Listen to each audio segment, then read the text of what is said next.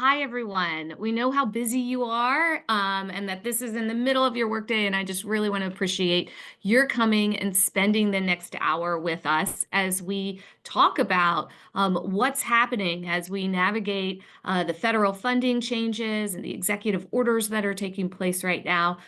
We have a fantastic lineup of experts to speak with you, and we're going to be sharing over this next hour. What I encourage you all to think about is to really let this be a space for you to find comfort in having our community come together, and to give yourself a little bit of grace and space to pause and just remind yourself there's nowhere else that you need to be right now.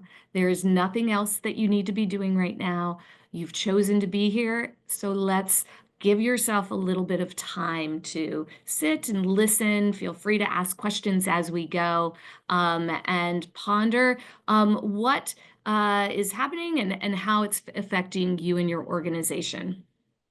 Today, we're going to be talking about the state of the social goods sector. We're going to take a little general pulse on what's been happening, what we are hearing, and we'll share some short-term tactics that we are hearing and enlisting. We'll also talk a little bit about long-term strategy and how to find inspiration and motivation as you weather these changes. We are purposely not going into all of the different aspects of the changes with federal funding and the legislation that's going on, and all of those very big and complicated policy changes and legal changes that are out there. There are some fantastic resources that I'm going to share with you that can help you become more informed on all of those things and how they might affect your organization. Today, we're going to be talking and just sharing and providing advice. So as we do that, we have some amazing speakers, as I mentioned. A big thank you to Amanda for moderating behind and working behind the scenes as we go. We also have my colleague here at Bonterra, Ben Miller, who is our Senior Vice President of Data Science and Analytics. We also have Kate Stobie, who is the Director of Corporate Insights with CECP, which is the Chief Executives for Corporate Purpose. Brittany Frazier is the Director of Leadership, DEI, and Capacity Initiatives at Allegheny Franciscan Ministries. And Molly Whalen is the State Director of the Capital Region for representing DC and Virginia with Best Buddies International. So we have a corporate partner, a foundation, and a nonprofit representative here to kind of round out our social good community. So as we get started, I'm going to share those resources that I had mentioned. Bonterra has created a resource page for you that has a couple of things. One, it has links to these resources that are listed here, and then we also have some webinars that we have already held. This webinar recording will also be available if you want to share it out with anyone. We also have some great blog entries that provide some tips around communicating with stakeholders. We have some templates for communicating with your donors and supporters. If you're a funder, we have some advice on how to communicate with your nonprofit partners, and a whole host of other resources, e-guides, templates that are available. We'll be adding on to that resource page as time goes on. So bookmark it and continue to go back and look for more information. I'm also finding a ton of information and guidance out of the National Council for Nonprofits. And they have some really incredible resources. They have another webinar that's coming up next week around the legislative issues that are occurring. So check that out. It's on March 17th. They have an updated chart tracking the executive orders and how they're impacting nonprofits. I think that was updated on Monday. They have an FAQ. They have a nonprofit checklist for what to do if your grant or your contract has been canceled. There's a new web forum for nonprofits to continue sharing the effects of the executive actions. They're leveraging those testimonials and comments as they continue to share out with legislators and through the court system. So please, if you are impacted, they would love to hear it. Nonprofit Alliance is also another great resource. I really like Your Part-Time Controller. They are providing insight on the financial aspects and the operational aspects that you may want to be thinking about. And then I also encourage you to check out your local state council of nonprofits. This link takes you to the search that you can look for your particular state, because there are some great more local and regional resources that are available through those websites as well. So a lot there. I hope that you will check them out. And now we're going to step over to Ben Miller, who's going to share a little bit about the state of the social goods sector. Ben is a great resource to us because of his long history of working in this sector. Ben is also the immediate past chair of the Fundraising Effectiveness Project and has been tracking data and analytics around the social good sector for decades. Not to age you, Ben, not to age you, but it is true. You are where I go when when I'm looking for information on what's happening within this sector. So if you don't mind, kick us off. Thank you, Kimberly. And I think the gray in the beard may have given it away, but I appreciate the mindfulness way that you started our webinar here, and feel like I should maybe introduce that into all new meetings, because that's a wonderful way to start. So I'm going to try to be a little upbeat here, because otherwise I will sound like Chicken Little telling you the sky is falling. And I don't want that to be the case. We're all here because we are concerned. We want to take action. We want to figure out what we can do. I am in a unique position where I am able to see thousands of organizations' data all at once, and so can really see the variation of how things are happening. And as you might expect, it is not uniform, right? And while we will present averages, while we will present growth that is happening, please do understand that there is a variety of ways that nonprofits are sort of experiencing the times right now. What I wanted to start off here was the gold standard, Giving USA report, which has been produced, I think, since the 50s, and takes 990 data and produces a very holistic look at of the social good sector. And in particular, we're going to go into the Fundraising Effectiveness Project in a minute. That is going to be individual giving. And I just want to, and then we're going to go into some Bonterra to try to show you. So I will try to very much caveat every slide we look at, so that you're aware of what we're looking at and why it is unique and that sort of thing. So in the first slide here, just really a breakup. The 67% of individuals that you see there, that has actually been shrinking a little bit over the last couple decades. You've seen an increase in foundations, and I think some of that might also relate to DAFs. And then corporations have been also growing in the recent years, not over the same trend as the individuals. And so we'll see how that is impacting us in the following slides. We can move on to the next one. Yeah, and so if you look over time, and this is inflation adjusted versus current, you'll see some spikes here, and also some recessions in yellow.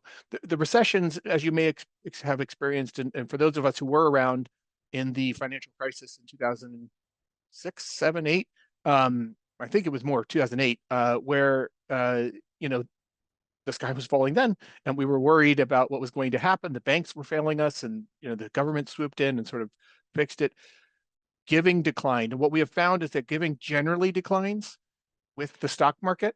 Now, it's going to be really interesting how that impacts the coming year, right? Because the stock market is really fluctuating a lot this last week, especially, right?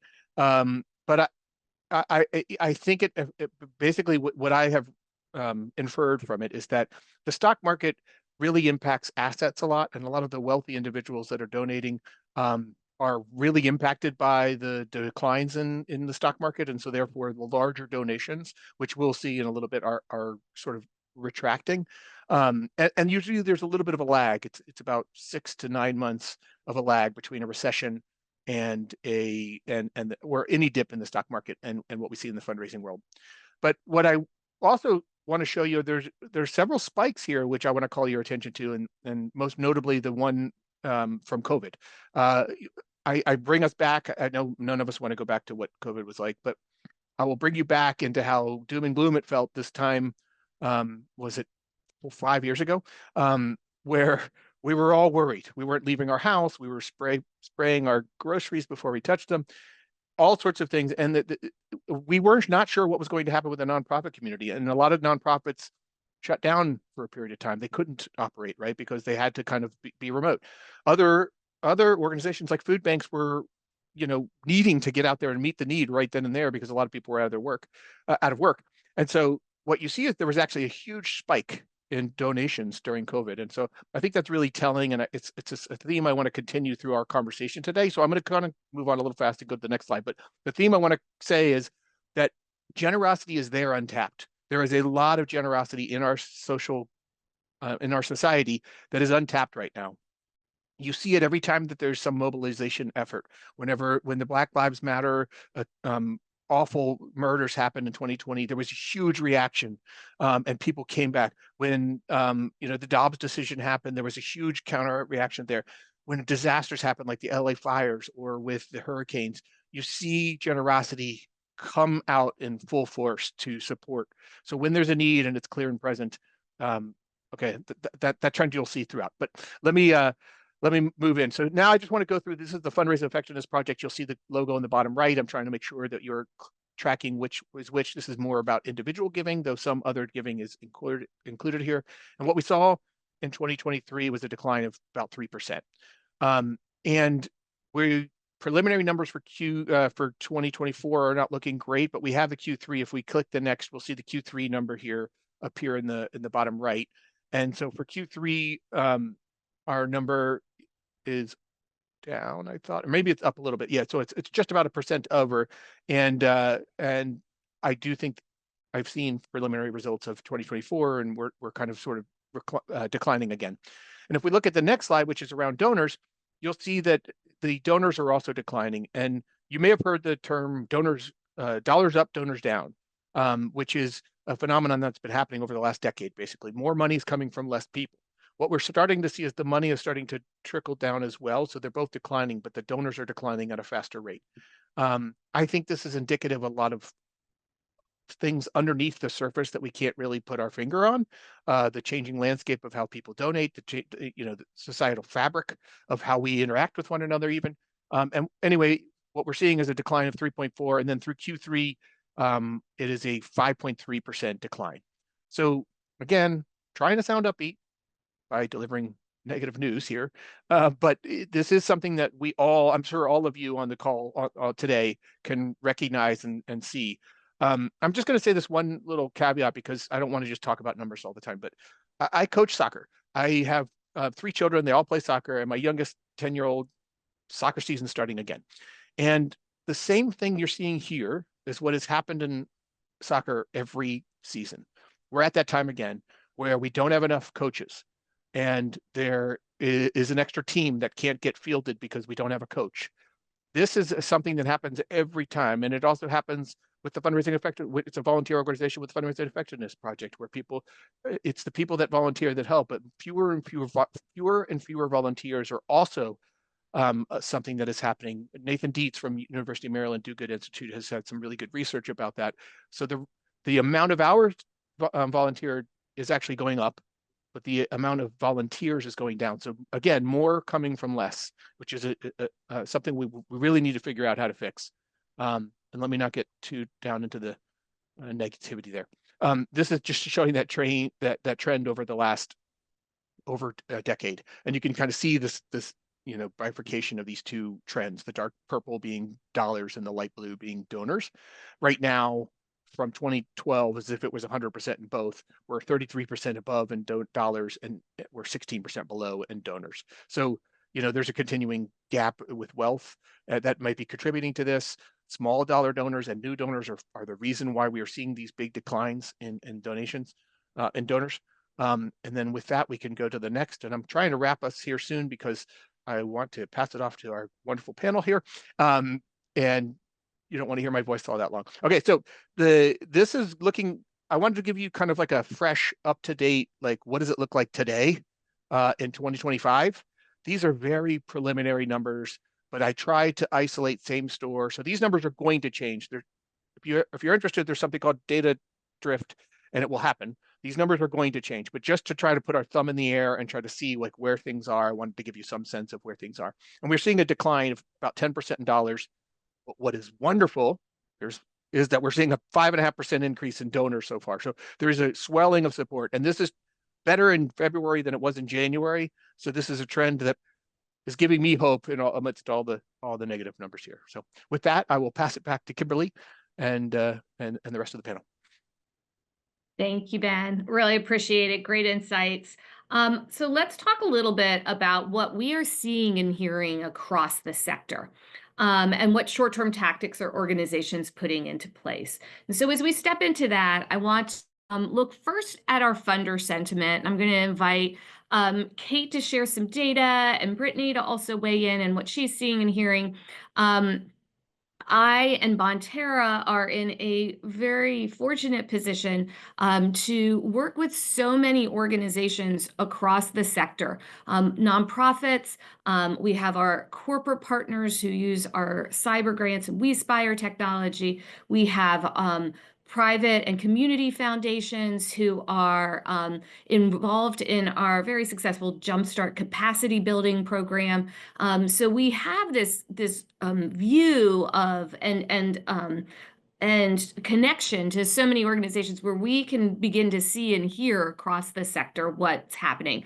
I'm also in a very fortunate position to be at a conference right now in Atlanta, the peer-to-peer forum conference, which is a conference for folks who engage in peer-to-peer events. And so some of the largest charities across the country are here today. We held an executive summit yesterday where federal funding changes were part of the conversation. And so we had some things that surfaced from that I want to be able to share with you. So these are some sentiments that I'm seeing and hearing, and then we'll hear from our panel whether or not this is what they're seeing and what it means. So within the funder world, internally, what we're hearing is that they're gathering information about how they might be impacted themselves, how they themselves might be impacted, as well as their the organizations in which they support. They're tracking the implications for nonprofits, for their employees, for their partners. They're meeting with their boards and other advisors to really explore how they might be able to provide additional and more creative support to organizations. Externally, they're acknowledging that corporation and foundation funding alone cannot make up for a long-term protracted loss in federal funding. They are saying, anecdotally, they're not prepared to make public announcements of increased funding yet. We've heard from the MacArthur Foundation, who is increasing their payout this year from 5 to 6%. There are other organizations that have also stepped forward at additional funds, but others that we've talked to have said, we're still figuring out what we're going to do. Give us a little bit of time, right, and a little grace. And then they're also contacting key organizations to explore how they might be able to provide additional funding separate from their typical funding cycles, because they want to help support some programs that they have, DEI initiatives that the organization may have. So there are things happening internally and externally as they explore. And the sentiment that I was hearing was, hey, we're exploring options. I want to turn things over to Kate to give us a pulse on the corporate side of things. Kate, will you introduce yourself again and walk us through some of your slides that you have? Yes, thank you, Kimberly, so much for inviting us to present on this panel. My name is Kate Stobie. I lead the Corporate Insights team at CECP, or Chief Executives for Corporate Purpose.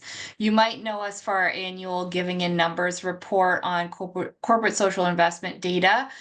We're currently in the field right now for 2024 data, so the data I will be sharing, some will be Pulse, but I'll also mention, so right now data, but I'll also mention 2023 data.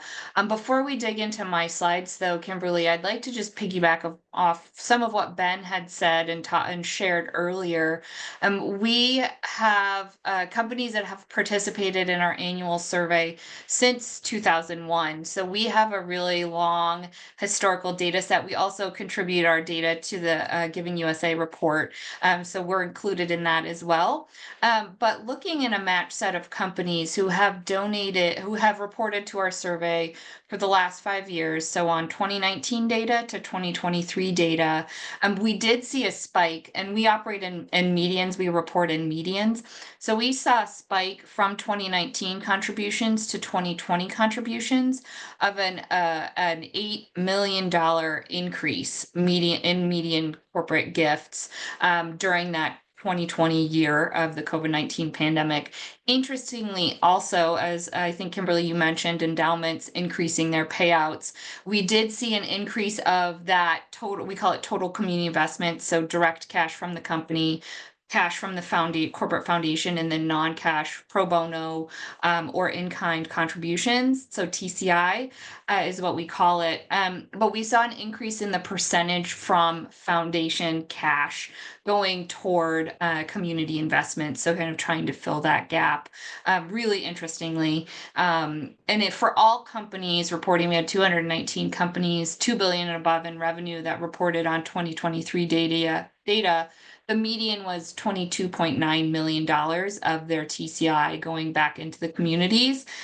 In this match set, however, of companies that have reported for the last 5 years, that median was 39.5 million. So quite a significant amount higher than it was for all companies, which is representative. Again, 2 billion and above, there's a large number of companies that are eligible for that. But if you pull up the pulse surveys, so we do weekly pulse surveys to our affiliates, asking them a question or two, embedded in an email around a very timely topic. So we asked this one. We had results out on Tuesday of this week.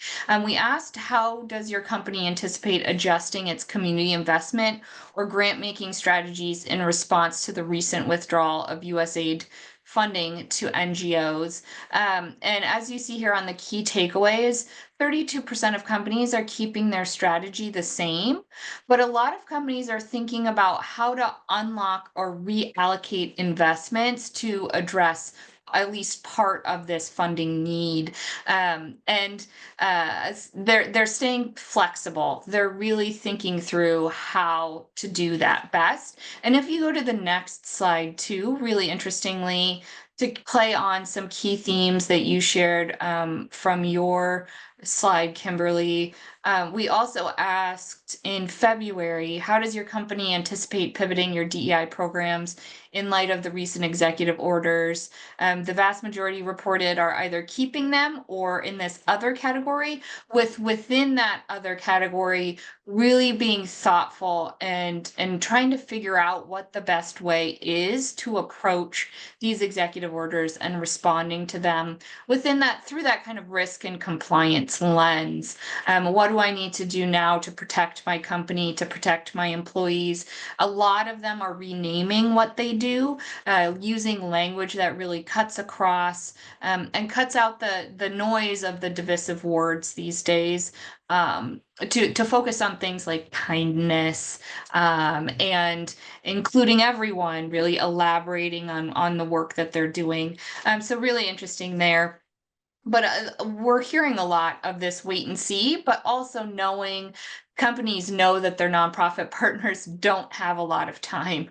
And so are really looking for them to step up and help out in ways that are timely to address these funding gaps. And we are also fielding another pulse survey next week on impacts to domestic and nonprofit organizations and how companies are planning to kind of respond to those changing needs. And my guess is we'll see something very similar to the COVID spike we saw in 2020, but it could be a little less drastic because it's going to have to be sustained potentially over 4+ years until the new administration comes in and does whatever they're going to do in the future. Thanks, Kate. Fantastic perspective. Brittany, I want to turn things over to you for a minute to share. I saw you nodding your head as Kate was talking. What are you seeing and hearing? And share a little bit about your organization as well. Absolutely. Good afternoon, everyone. Brittany Frazier with Allegheny Franciscan Ministries. We are a health conversion foundation, a part of a health system called Trinity Health. So we are a faith-based organization and we provide grants to nonprofits throughout the state of Florida. So the way we are impacted as a foundation is slightly different from how our health system is impacted. And I'm more than happy to share information as it relates to both. So what we are hearing from our grant partners, we serve the entire state of Florida. Most recently, a survey was distributed by the Florida Nonprofit Alliance, which is our state organizations that serve nonprofits. Less than 10% of our nonprofit partners in the sector are receiving government grants. So, ironically enough, we are not hearing any feedback as it pertains to our partners being disrupted in terms of their financials as it pertains to government funding. But being in the state of Florida, many of our nonprofits serve the LGBTQ plus community, as well as the immigrant community and migrant workers. So we are hearing a lot from those communities in particular. So we are trying to be very responsive as it relates to serving those communities. And some of the things we are doing, we are being responsive and we're also listening. But as just mentioned, our nonprofit partners do not have the time to wait. So we feel like it is important for us to be as responsive as we can and to also be good stewards of our dollars. So one of the things we are doing is releasing our installment grants. So some of our partners have installments that needs to be paid out or should have been paid out probably at the end of the year or next year. We have reached out to them and called them and say, hey, can you utilize this funding today? And from my portfolio that I manage, 90% of those partners says, yes, I need this funding today. So we have decided to go ahead and to release those fundings. We have also provided a match grant to FNA, the Florida Nonprofit Alliance, of $125,000. They have received support in terms of providing legal guidance to nonprofits throughout the state of Florida. So any of the nonprofits who are members of the Florida Nonprofit Alliance have access to legal support. So that is one of the ways in which we are supporting our nonprofit sector throughout the state of Florida.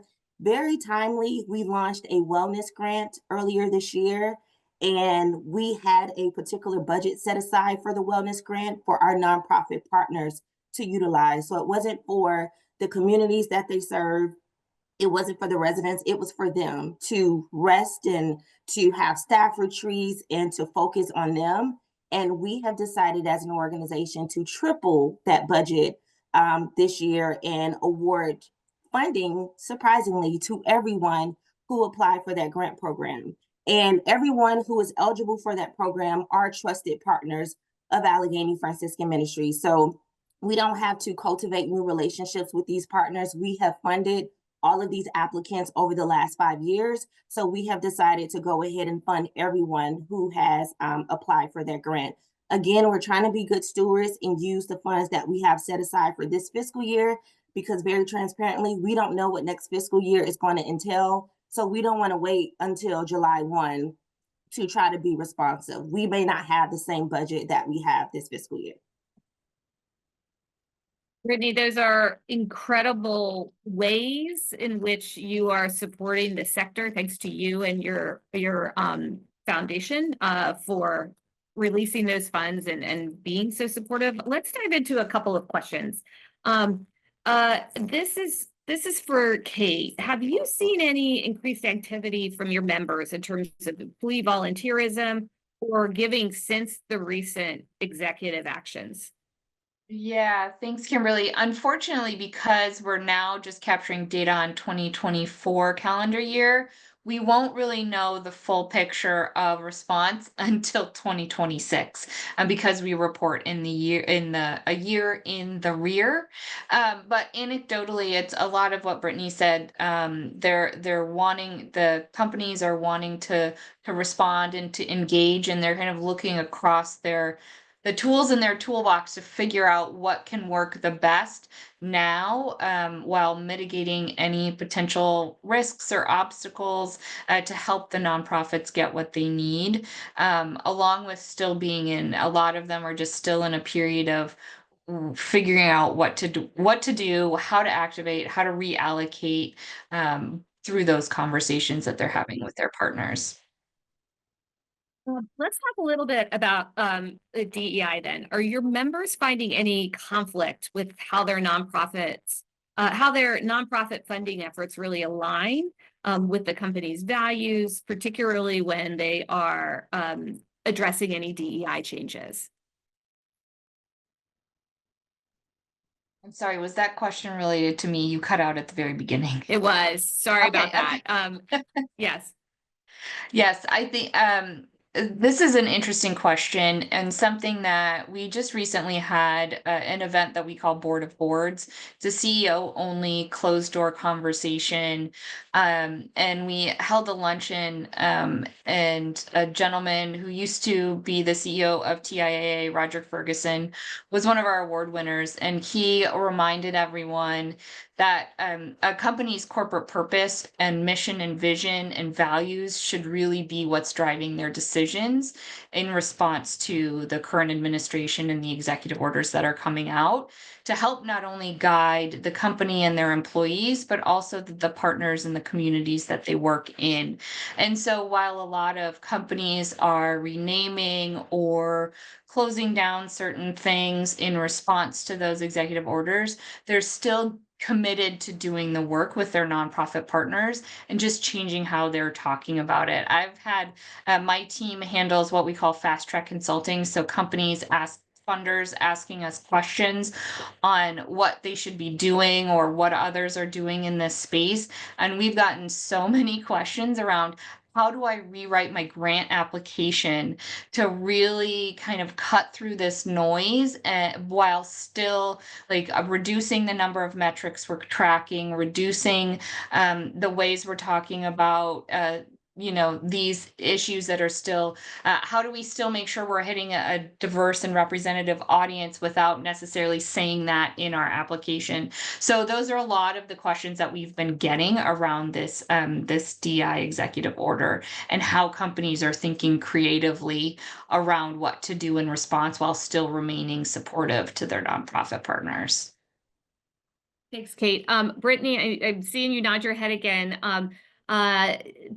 There's a question that came through that asks, are there resources for nonprofits on how they might adjust their language? Or if a funder is contemplating it, where would they go, or how would they go about doing that? That's a good question. So, being in the state of Florida, I'm certain many of you have been informed and aware of what's happening down here. Many of our nonprofit partners have never even adopted the concept of DEI for many Wow. different reasons. So, that is not necessarily an issue with our partners. For us as an organization, as a faith based organization, founded by the Franciscan Sisters of Allegheny, we are obligated and mandated to do the work and to serve everyone. This has been a part of their mission before DEI was a buzzword and a trend. So we are not steering away from our work that we're doing, because it is our mission and we want to stay true to our mission and continue to honor the legacies of our sister. However, our parent company, Trinity Health, again, a Catholic organization. I just so happened to look on the website last night. They are doing what you just stated, Kate. They did change the name. We had a DEI department. We still have a senior vice president of DEI, but our new name now is the Common Good. And that is a term we have used for a very long time. But again, the organization wants to protect all of the workers, and we don't want to be targets of unnecessary issues. So I just actually saw that last night, that the name is now the Common Good. And we knew that we were going to be making changes along the way. We had this discussion later last year, that changes were going to happen, and they are happening slowly. And we're continuing to have conversation. The DEI committee with in the system level, we meet every Tuesday to have these conversations. So it is our intentions to continue to do the work, but the naming of it will definitely change. But we're committed to our mission and our core values. Thanks. Okay, and I have one more question for you, Brittany, before we move over to talk a little bit about nonprofits. So for funders who want to do more but are uncertain about how to best maximize their impact among the increased need, how would we prioritize? What would a funder do to prioritize their focus, and what approaches are working well? It's also a great question. I believe that philanthropic space, this is a privileged sector to work in. We have the liberty and the autonomy to be creative and to make changes as we see fit. So I challenge funders to be creative, to include your partners along this journey. Pick up the phone and call them and ask them how they need support. We don't want to make decisions in silos. So they have the answers to our problems if we just reach out to our nonprofit partners to ask them what they need. Allegheny Franciscan Ministries, we have been providing general operating dollars for a while, and our partners are able to use funding as they see fit. Some of our partners, we have a climate justice and care for creation initiative. Some of them have been granting funds to do a particular project, but because of all that's going on in the chaos, we have called them and say, hey, we know we have funded you for X, Y, and Z, but can you utilize this funding for something else? And some have said yes, and some have said no. So we are very flexible and responsive to the needs of our partners. But I challenge all funders to be a little bit more creative, and to go ahead and make those decisions. I mean, who's stopping you? Honestly, we make a lot of our own rules in the philanthropic space. So why not create a new rule to be responsive and supportive to your nonprofit partners? You are here because of them. So Thank you. Thank you. We're going to move on now, and we're going to talk a little bit about the state of the nonprofit sector. And I just want to acknowledge that there are some amazing questions that are coming in because of the volume of the questions. We're not going to be able to answer all of them, but we are trying to address them as they come. So as we've been listening across the nonprofit side of things, and in this executive session that I was in yesterday, I really took to heart when an organization said to me, this is a long-term emergency. This isn't, COVID, there was so much that was uncertain during COVID. But as we look at this, there is a need to change the way in which we are raising money, period. And now with the increased changes that are going on, it's coming to head very quickly, but it really is something that is a longer term focus for an organization and truly a strategic initiative. Internally, what I'm hearing is that organizations are evaluating the landscape to really understand how the changes will affect their particular organization. They're developing plans to diversify their funding sources. I've talked to organizations where they've had 1/3 to 60% of their funding come from the federal government, and so they are concerned about that. Other organizations do not receive the funding, but they understand that there will be trickle-down effects. Some organizations are organizing lunch and learn sessions internally if they're a larger charity and they're doing it with their policy team so that they can monitor updates and keep their development, their fundraising team informed by participating in those discussions alongside advocacy and lobbying staff. One of them did say that because they've been doing that, they rest better at night because they really do understand the landscape, and there's a lot of positive that's also coming from that. They're expressing concerns regarding the morale and productivity of their teams, particularly for those who have personal connections or health-related impact to the mission. So there are organizations that are focused on addressing cancer or arthritis or Alzheimer's. And those individuals working in those organizations either have been impacted themselves or by other loved ones. And so to hear that there's decreased in funding for medical research is impacting their morale. in a very big and major way and creating fear for them. One, it said it's been a tumultuous experience, both inspiring and debilitating, because the inspiring part is that they really are thinking outside the box. They really are mobilizing quickly. And there is a lot of good that can come from that, a lot of lessons that can be learned. Externally, many are actually remaining cautious to remain under the radar. They don't want to talk publicly about how they're impacted or anything, because they just don't want to be targeted in any way. They're adjusting their messaging to emphasize how donors can support their advocacy movements. And that for some is a completely new strategy. Going back to that medical research example that I gave, some of them have been raising money for research, and less so for advocacy. They are switching gears, and their messaging needs to change, and the way in which they fundraise needs to change. They're also considering how to avoid overwhelming donors with communications, because there's a lot happening very quickly. And some organizations are saying, hey, we're going to keep our messaging the same while they internally prepare for expected challenges. They're also looking for smaller fundraising campaigns that they can do to test the waters a bit. And then in terms of the partnerships in which they're engaging in, they're reaching out to funders to explore areas of investment. They're concerned that there may be more competition among the nonprofit sector as they look to corporate and private and community funding. They also recognize that some of their own funding may need to be reallocated. There were organizations that I've spoken to who have said, hey, we have smaller charities that we support, and we actually feel like we need to raise more money because they're going to be impacted more dramatically, and we want them to be supported. So we're looking at ways to raise additional funds to have it flow down to them.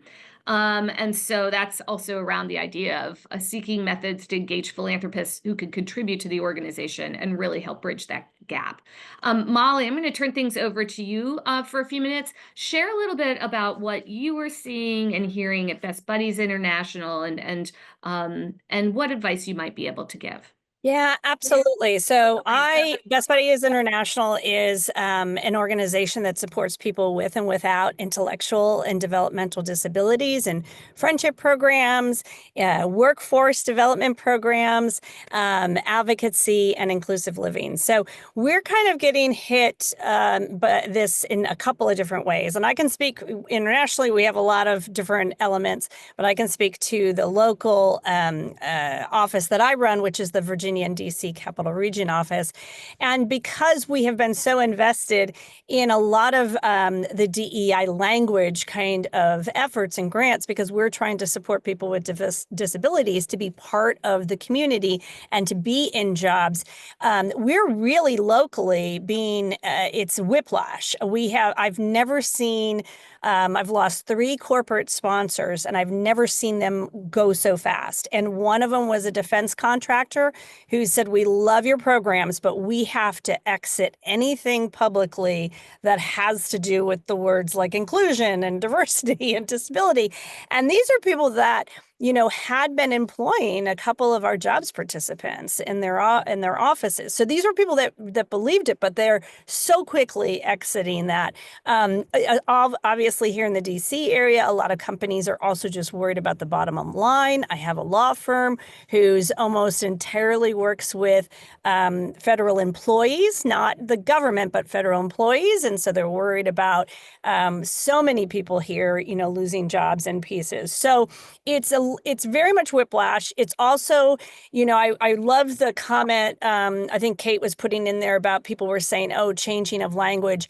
But for our organization and a lot of our staff here, there's also a desire of like, why do we have to change our language? It's that juxtaposition of like, well, this seems a little icky to say, okay, we're not going to say diversity anymore. We're going to say this, So it's kind of also as leaders having to get comfortable with something that, a place, a juxtaposition of like, yes, maybe we change some language, and it's not always comfortable, but we have to be true to ourselves. We have to make sure that we are not watering it down so much that we stop being an organization that supports people with disabilities and inclusion and an inclusive society piece. But so it's a really getting to that point where, Kimberly, that you said about staff being fatigued and scared. And especially in our area, we have a lot of people who have family members being let go from the federal government. And that's trickling on down. So it's a really tumultuous time, and also trying to be true to yourself. If I may, one of the things that I would say, and because I know that part of this webinar was like coming with answers. So I would say to the folks here from nonprofits, I mean, it's certainly scary for me because I have to make a $1.8 million budget in order to keep our staff and keep our programs just here in the DC, Virginia area. And so losing a couple of big sponsors is a big hit to us. And I will say, lean into your board members, lean into your advisors, lean into your angel donors that you have, and be honest. I was really explicit to our board members and an intergroup and said, listen, we're losing this. I need your, whether it's advice or ideas or what you're hearing other organizations pivot, how they're doing. And I actually got a couple of board members that said, not only will we dig deeper into our own pockets, but we'll do a campaign to a small group for new sponsors. So getting to what Ben said about, generosity is out tapped. There's a lot of people that if you let them know the need is, if they have the means, they will go deeper. So and I bring this up because in COVID, it was kind of easy to say, hey, we really need you now. I think this is a time where it's scary and you're almost like, well, should we put our heads above water and say that we need stuff because we're, a disability hiring group here? But I think it really does. It's that old adage of when one door closes, a window opens somewhere. So as nonprofits, you have to do that. You have to be really honest and be there. I also want to say to the point about the kind of changes to DEI, of that study that you all had, a good 40% were either changing the language or getting rid of it or doing something. And I think it's really nerve-wracking for organizations and nonprofits that are doing work in this field, that it feels so easy to be wiped away and to be erased. And I'd love to piggyback off of that, Molly, if that's okay, Kimberly, because some of the positioning you've done, Kimberly, is like internally versus externally, which I really love.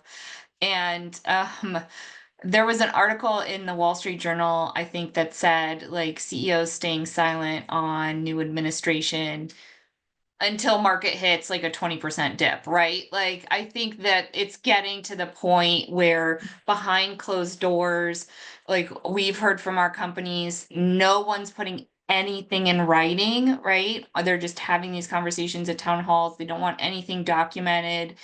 Because the pendulum's going to swing back at some point in time, right? Like that's one of the things to keep in mind. And I wrote down a comment that from the question, one of the questions was, why not keep the language the same and just find funders that support it? And even at CECP, we've changed how we are talking about, we don't say ESG anymore. We say either responsible or sustainable business. We don't call it DEI. We're calling it belonging. And that's because what we've heard and our legal counsel that we have is this administration is going to be searching through 990s and kind of pulling out those that have these words, whether we like it or not, listed in their mission statements, and then there is that risk of being shuttered. And so, yes, this is in opposition with everything that's my core belief. However, I think it gives us the opportunity to really get back to the core of what all of our organizations are focused on and the work that we're actually doing, and get better at being more elaborative. We've always tried to, like, we've been shortening things as attention spans have gotten shorter, but we're guiding our companies who, are using critical resources, critical natural resources, to not just say it's material to our business and that's why we're focusing on it. We're encouraging them to say, as a beverage company, water is a critical element of our supply chain, and therefore we have engaged in these land stewardship, water reclamation, whatever projects to ensure the availability and like long-term availability of this resource to us. So it's like really broadening out from a dot on a materiality matrix, why it's important to your organization, to how it is really central to the work you're doing. And I would encourage you, I did provide some guidance of how we're thinking about reframing in one of the answers. So it's now in the answered question section. But I would encourage you to think about, as you're weighing what to do with your language, to really draw it out and be elaborative. And Brittany, I love what you're saying around its core to what we do, as in like this was why we were founded, and to kind of remind yourselves why you were founded, what issues you solve, and then just get really long and kind of not neutral, but like long and generic in your answers. As you think about how to rephrase things. Yes, I was going to say to that, Kate, after looking through our parent company website yesterday, being in terms of being more elaborate, I think they did a better job at elaborating our purpose under the common good versus what the DEI was. After I was looking, I was like, wow, this sounds even more better than DEI. So they invested more money into the communications department so that they can convey what we're authentically doing. And I actually think it sounds better, to be very honest. So And I hear you on that. It's always great to language, but when your organization serves one of the bad words, I mean, women is being, declared. I mean, they're going through and using AI on people's things. So women, disability, it's very hard. And so I was just reading some of the comments here, and I think there is, I would say to all nonprofits, we have to be true to ourselves. We can always try to be a better way. When we write grants, aren't we always like, leaning more into, initiatives that we know are kind of a little more popular than not. But I think it's really, I do want to speak to the folks that are listening, that I do think we have to speak to, who we are, and not changing that. A lot of nonprofits are working in this area because that is a huge need. Diversity and equity and inclusion, hit a lot of those issues around immigration and disability and poverty and homelessness and every other piece. So I think it's playing the smart game, but not erasing, truly who you are, and being able to. I thought it was really helpful, Kate, you had put in some like different kinds of language, but just, it's basically getting at your thesaurus and, kind of making sure some theses, because I think the worry is, and we have been seeing this with some of the new federal efforts, is using AI just to, Enola Gay is out of the Pentagon because it's, the name of the plane, the infamous and plane. So just being away so that you don't get like those big targets. Thank you. This is a great conversation, and I so appreciate the advice, the honesty, that you are all bringing forward. We only have a couple of minutes to wrap up, and so as we do, I just want to shed some light on a couple of things, and I'm just going to pop through here. Real fast. Bonterra is doing a survey right now around the state and the perceptions that each organization are experiencing on the nonprofit side, and then also a funder survey. The links are here. We'll drop them in the chat. But please do complete our survey. It is open through next Friday, and then we will be producing a report with some insights, a real pulse. But separate from that, as we wrap up, I really want us to remember a couple of things. One, the nonprofit sector and the social good sector has been around for a long time and has weathered a lot of storms.